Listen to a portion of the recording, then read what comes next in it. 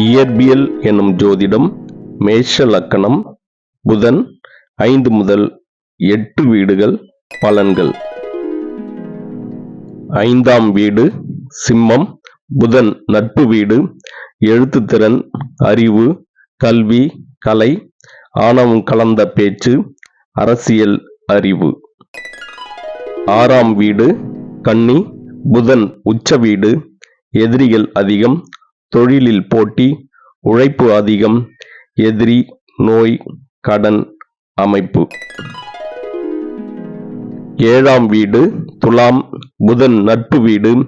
அறிவாளி துணைவர், திருமண வாழ்க்கையில் புத்திசாலித்தனம், வெளிநாட்டு தொடர்புகள், கூட்டுத் தொழிலில் லாபம். 8ஆம் வீடு விருச்சகம். புதன் பகை வீடு. ரகசிய ஆராய்ச்சி, ஆழமான சிந்தனை, மறைமுக வருமானம், மனக்குழப்பம், நரம்பு அழுத்தம். நன்றி, வணக்கம்.